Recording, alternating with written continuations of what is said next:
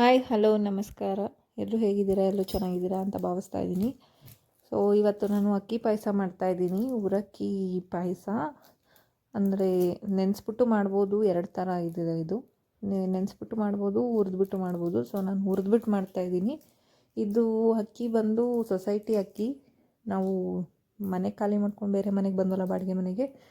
So ಅವಾಗ ಸೇರೋದ್ಕೊಂಬಂದಿರ್ತೀವಲ್ಲ, ಅಕ್ಕಿ sweet ಮಾಡಬೇಕು ಅಂತ ಹೇಳಿ ಮಾಡ್ತಾಯಿದ್ದೀವಿ. ಇವಾಗ 48 ದಿನ ನಾವು ನಾನ್ ವೆಜ್ ಏನೂ ತಿಂತಾ ಇರಲಿಲ್ಲ, ವ್ರತದಲ್ಲಿದ್ವಿ. ಸೊ ಮುಗ್ದಿದೆ. ಮತ್ತು ಅಕ್ಕಿ ಮತ್ತು ಮುಂದೆ ಎಕ್ಸ್ಟೆಂಡ್ ಮಾಡ್ಕೊಂಡು ಹೋಗೋದು ಬೇಡ, ಬೆಲ್ಲ ಕರಗ್ತಾ ಇದೆ ಅಂದ್ಬಿಟ್ಟು ಪಾಯಸ ಮಾಡಿಬಿಡೋಣ ಇವತ್ತು ಅಂತ ಅಕ್ಕಿ ಹುರ್ಕೊಳ್ತಾ ಇದ್ದೀನಿ. ಮೀಡಿಯಮ್ ಫ್ಲೇಮಲ್ಲಿ ಇಟ್ಕೊಂಡು ಹುರ್ಕೊತಾ ಇದ್ದೀನಿ. ಇದು ಫುಲ್ ಅಕ್ಕಿ ಹುರ್ಕೊಂಡು ಅದ್ರ ಜೊತೆಗೆ ಗೋಡಂಬಿ ಹಾಕ್ಕೊಂಡು ಹುರ್ಕೋಬೇಕು. ಸೊ ಟೇಸ್ಟ್ ಚೆನ್ನಾಗಿ ಬರುತ್ತೆ ಗೋಡಂಬಿ ಹಾಕ್ಕೊಂಡು ಹುರ್ಕೊಂಡ್ರೆ. ಸೊ ಅಷ್ಟು ಅಕ್ಕಿನ ಹುರಿದು ಗೋಡಂಬಿನೂ ಸೇರಿಸ್ಕೊಂಡು ಹುರ್ಕೊಂಡು ಎತ್ತಿಟ್ಕೊತಾ ಇದ್ದೀನಿ. ಆ್ಯಕ್ಚುಲಿ ಅಕ್ಕಿ 2 ಸತಿ 3 ಸತಿ ಪಾಯಸ ಮಾಡೋಷ್ಟು ಅಕ್ಕಿ ಇದೆ. 1 ಗ್ಲಾಸ್ ಅಕ್ಕಿ ತೊಗೊಂಡ್ರೆ ಸಾಕು. ಇದು ಆಲ್ಮೋಸ್ಟ್ ಒಂದು ಅರ್ಧ ಕೆ ಜಿಯಷ್ಟು, ಅಂದರೆ ಅರ್ಧ ಸೇರು, ಚಿಕ್ಕದು ಸೇರು ಬರುತ್ತಲ್ಲ, ಅರ್ಧ ಕೆ ಜಿ ಸೇರು, ಅದನ್ನು ನಾವು ಒದ್ದಿದ್ದು. ಅದ್ರದ್ದಂದರೆ ಆಲ್ಮೋಸ್ಟ್ ಕೆಳಗೆ ಬಿದ್ದಿದ್ದೆಲ್ಲ ತೆಗೆದ್ವಿ. ಇದು ಸೇರು ಮುಂದೆ ಬಿದ್ದಿರುತ್ತಲ್ಲ, ಅದನ್ನು ಆರಿಸಿಟ್ಕೊಂಡಿದ್ವಿ ನಾವು. ಅದರಲ್ಲೇ ಮಾಡ್ಕೊತಾ ಇದ್ದೀವಿ, ಅರ್ಧ ಕೆ ಜಿ ಲೆಕ್ಕ. ಸೊ ಅದನ್ನು ನಾನು ಗೋಡಂಬಿ ಹಾಕ್ಕೊಂಡು ಹುರ್ಕೋತಾ ಇದ್ದೀನಿ. ಇದೆಲ್ಲ ಹುರ್ಕೊಂಡು ಇದಕ್ಕೆ ಏಲಕ್ಕಿ ಹಾಕ್ಕೊಂಡು ಪೌಡ್ರ್ ಮಾಡ್ಕೊತೀನಿ ಫಸ್ಟು ನೈಸಾಗಿ. ಅಂದರೆ ಫುಲ್ಲು ನೈಸ್ ಆಗೋಲ್ಲ, ಸ್ವಲ್ಪ ತರಿ ಇರುತ್ತೆ. ಬಟ್ ಪೂರ್ತಿ ಒಡಕಲು ಇರಬಾರ್ದು, ಫುಲ್ಲು ನೈಸಾಗಿ ಪೌಡ್ರ್ ಮಾಡಿಕೊಂಡು ಅದರಲ್ಲಿ ಅರ್ಧ ಭಾಗ ಎತ್ತಿಟ್ಕೊಂಡಿದ್ದೀನಿ ಮುಂದಿನ ಸತಿಗೆ ಮಾಡೋಕ್ಕೆ. ಈಗ ಅರ್ಧ ಭಾಗ ಅಷ್ಟೇ ಯೂಸ್ ಮಾಡ್ತಾಯಿರೋದು. ಸೊ ಅದಕ್ಕೆ ನಾನು ತೆಂಗಿನಕಾಯಿ, ಅರ್ಧ ದೊಡ್ಡ ತೆಂಗಿನಕಾಯಲ್ಲಿ ನಾನು 1/4 ಭಾಗ ಹಾಕ್ಕೊಂಡಿದ್ದೀನಿ. ಚಿಕ್ಕ ತೆಂಗಿನಕಾಯಿ ಆಗಿದ್ರೆ ಅರ್ಧ ಭಾಗ ತೆಂಗಿನಕಾಯಿ ಬೇಕಿತ್ತು, ಹಸಿ ತೆಂಗಿನಕಾಯಿ. ಇದು ದೊಡ್ಡ ತೆಂಗಿನಕಾಯಿ ಆಗಿರೋದ್ರಿಂದ 1/4 ಭಾಗ ಹಾಕ್ಕೊಂಡು ಎಲ್ಲ ರುಬ್ಕೊಂಡು ನೀರು ಹಾಕ್ಕೊಂಡು ಪೇಸ್ಟ್ ಮಾಡ್ಕೊತೀನಿ. ಫಸ್ಟ್ ಇದು ರುಬ್ಕೊಂಡು ಎತ್ತಿಟ್ಕೊಂಡ್ಬಿಟ್ಟೆ ಪೌಡರು, ಯಾಕಂದರೆ ಇನ್ನೊಂದು ಸತಿಗೆ ನೀರು ಹಾಕ್ತೀರ, ಒದ್ದೆ ತಾಗಿಸ್ತೀರ, ಪುಡಿ ಮಾಡಿ ಎತ್ತಿಟ್ಟಿದ್ದೀನಿ. ಇನ್ನು ನೆಕ್ಸ್ಟ್ ವೀಕಲ್ಲಿ ಇನ್ನೊಂದು ಸತಿ ಮಾಡ್ತೀನಿ ಪಾಯಸನ. ಸೊ ಅದಾದಮೇಲೆ ತೆಂಗಿನಕಾಯಿ ಮತ್ತು ನೀರು ಹಾಕ್ಕೊಂಡು ನೈಸ್ಗೆ ಪೇಸ್ಟ್ ಮಾಡ್ಕೊಳ್ತೀನಿ. ನೋಡಿ, ತೆಂಗಿನಕಾಯಿ ಇಷ್ಟು ಹಾಕ್ಕೊಂಡಿದ್ದೀನಿ ನಾನು, ಸಾಕು ಅಷ್ಟು. ಸೊ ಪೌಡ್ರ್ ಮಾಡ್ಕೊಂಡು ಪೇಸ್ಟ್ ಮಾಡಿಕೊಂಡು ಸ್ವಲ್ಪ 1-2 ಸ್ಪೂನಷ್ಟು ಕಡಲೆಬೇಳೆ ನೆನೆಸ್ಕೊಂಡಿರೋ ಕಡಲೆಬೇಳೆನ ಕುದಿಸ್ಕೊಂಡು ಅದಕ್ಕೆ ಈ ರುಬ್ಬಿರೋ ಪೇಸ್ಟ್ನ ಹಾಕ್ಕೊಳ್ತೀನಿ. ನೋಡಿರಿ, ನನ್ನ ಮಗಳು ಬೇರೆ ಮಧ್ಯದಲ್ಲಿ ಕೈ ಆಡಿಸ್ತಾ ಅವಳೆ, ಎಲ್ಲದಕ್ಕೂ ನಾನು ಮಾಡ್ತೀನಿ ಅಂದ್ಕೊಂಡು.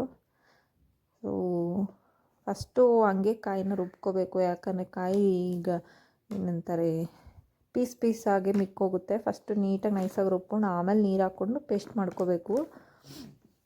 ಸೊ ಇದು ಪೇಸ್ಟ್ ಆಗಿದೆ. ಈಗ ಅದೇ ಹೇಳಿದ್ನಲ್ಲ, ತಪ್ಪಲೆಯಲ್ಲಿ, ಇದು ಬೇರೆ ಹೊಸ ತಪ್ಪಲೆ ಆ್ಯಕ್ಚುಲಿ. ಇದು ನೆಕ್ಸ್ಟ್ ಇನ್ನು ನಾನ್ ವೆಜ್ ತಿನ್ನೋಕ್ಕೆ ಶುರು ಮಾಡಿದ್ರೆ ಏನಾದರೂ ನಾನ್ ವೆಜ್ ಮಾಡ್ತಾರೆ ಈ ಪಾತ್ರೆಯಲ್ಲಿ, ನನಗೆ ಗೊತ್ತು. ಹಾಗಾಗಿ ಅದರಲ್ಲೂ ಸ್ವೀಟ್ ಮಾಡ್ದಂಗೆ ಆಗುತ್ತೆ, ಅಕ್ಕಿನೂ ಮಾಡಬೇಕಿತ್ತಲ್ಲ, ಎರಡೂ ಒಂದೇ ಸತಿ ಆಗಿಬಿಡುತ್ತೆ ಅಂತ ಮಾಡ್ಕೊಂಡಿದ್ದು. ಸೊ ಕಡಲೆಬೇಳೆನ ಕುದಿಸ್ಕೊಂಡು ಅದಕ್ಕೆ ರುಬ್ಬಿರೋದನ್ನು ಹಾಕ್ಕೊಂಡೆ. ಬಟ್ ಇದು ನೀರು ಅಳತೆ ಗೊತ್ತಾಗಲಿಲ್ಲ, ಜಾಸ್ತಿ ಹಾಕ್ಕೋಬೇಕಿತ್ತು, ಸ್ವಲ್ಪ ಹಾಕಿದ್ದೆ ಸ್ಟಾರ್ಟಿಂಗಲ್ಲಿ. ನೀರು ಫಿಲ್ಟ್ರ್ ಬೇರೆ ಆಗ್ತಾಯಿತ್ತು, ನೀರು ಕಡಿಮೆ ಇತ್ತು, ಫಿಲ್ಟ್ರ್ ಆಗಿರಲಿಲ್ಲ ಇನ್ನು. ಸೊ ಅದಾಗೋಷ್ಟೊತ್ತಿಗೆ ಸ್ವಲ್ಪ ಸ್ಟಾರ್ಟಿಂಗಲ್ಲಿ ಅಕ್ಕಿ ಹಾಕಿದ ತಕ್ಷಣ ನಿಮಗೆ ತಳ ಹಿಡಿದ್ಬಿಡುತ್ತೆ. ಸೊ ನೀವು ಅದು ತಳ ಬಿಡಬೇಕಂದ್ರೆ ಬೆಲ್ಲ ಹಾಕಿದ್ಮೇಲೆ ತಳ ಬಿಡೋದು, ಅಲ್ಲಿವರೆಗೂ ಬಿಡೋಲ್ಲ. ಸೊ ಕಂಟಿನ್ಯೂಸ್ ಆಗಿ ಕೈ ಆಡಿಸ್ತಾ ಇರಬೇಕು. ಮುಂಚೆನೇ ಬೆಲ್ಲದ ಪಾಕ ಮಾಡ್ಕೊಂಡು ಮಾಡ್ಬೋದು, ಬಟ್ ಅದು ಅಷ್ಟು ಚೆನ್ನಾಗಿ ಬರೋಲ್ಲ. ಸ್ವಲ್ಪ ಇದು ಕಡಲೆಬೇಳೆ ಎಲ್ಲ ಕುದಿಸ್ಕೊಂಡು ಸ್ವಲ್ಪ ಅಕ್ಕಿ ಹಾಕ್ಬಿಟ್ಟು ಅದನ್ನು ಕುದಿಸ್ಕೊಂಡ್ಮೇಲೆ ನೀವು ಬೆಲ್ಲ ಹಾಕಿದ್ರೆ ಟೇಸ್ಟ್ ಚೆನ್ನಾಗಾಗುತ್ತೆ. ಬೆಲ್ಲ ಬಂದು ಒಂದು 350 ಗ್ರಾಮ್ದು ಒಂದು ಬೆಲ್ಲ ಇತ್ತು, ಅದನ್ನು ಅಷ್ಟು ಹಾಕಿದ್ದೀನಿ ನಾನು. ಅಂದರೆ ನೀವು 1/4 ಕೆ ಜಿ ಪಾಯಸ ಮಾಡ್ತಾಯಿದ್ದೀರಾ, 1/4 ಕೆ ಜಿ ಅಕ್ಕಿ ಹಿಟ್ಟಿಂದು ಅಂದರೆ ಅರ್ಧ ಕೆ ಜಿ ಬೆಲ್ಲ. ಸ್ವಲ್ಪ ಜಾಸ್ತಿ ತಿನ್ನೋರಾದರೆ, ನಾವು ಅಷ್ಟು ತಿನ್ನಲ್ಲ, ಹಾಗಾಗಿ ಒಂದು 400 ಗ್ರಾಮ್ ಅಂದ್ಕೊಳ್ಳಿ, ಅಷ್ಟು ಬೆಲ್ಲ ಹಾಕ್ಕೊಂಡು ಕೈ ಬಿಡ್ದಿರ ಸ್ಟಾರ್ಟಿಂಗಲ್ಲಿ ಹಾಗೆ ತಿರುಗಿಸ್ತಾ ಇರಬೇಕು. ಆಮೇಲೆ ಹದ ಬಂದಿದೆ ನೋಡಿ, ಇವಾಗ ಲಾಸ್ಟಲ್ಲಿ ಈ ರೀತಿ ಆಗುತ್ತೆ. ಆವಾಗಲೇ ಹೆಂಗಿತ್ತು ನೋಡಿ, ಇವಾಗ ಎಷ್ಟು ಚೆನ್ನಾಗಾಗಿದೆ. ಲಾಸ್ಟಲ್ಲಿ ತುಪ್ಪ ಹಾಕಿ 1-2 ಕುದಿ ಬರ್ತಾ ಇದ್ದಂಗೆ ಗೋಡಂಬಿ ದ್ರಾಕ್ಷಿ ಒಗ್ಗರಣೆ ಮಾಡ್ಕೊಂಡು ಮೇಲೆ ಹಾಕಿದ್ರೆ ಮುಗ್ದೋಯ್ತು, ಪಾಯಸ ತಿನ್ನೋಕ್ಕೆ ರೆಡಿ.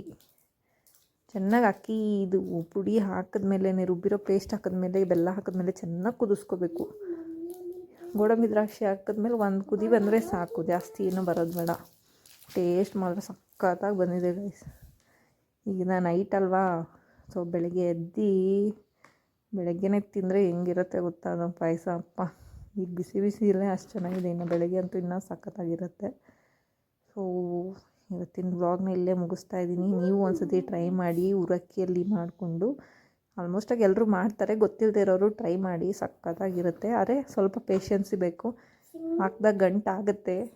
ಆ ಗಂಟಾಗಿದ ತಕ್ಷಣ ತಲೆ ಕೆಡಿಸ್ಕೊಂಬಿಟ್ರೆ ಪಾಯಸ ಆಗಲ್ಲ. ಸೊ ಸಿಗ್ತೀನಿ ಇನ್ನೊಂದು ಇಂಟ್ರೆಸ್ಟಿಂಗ್ ವೀಡಿಯೋ ಜೊತೆಗೆ. ಕಾಯ್ತಾ ಇರಿ.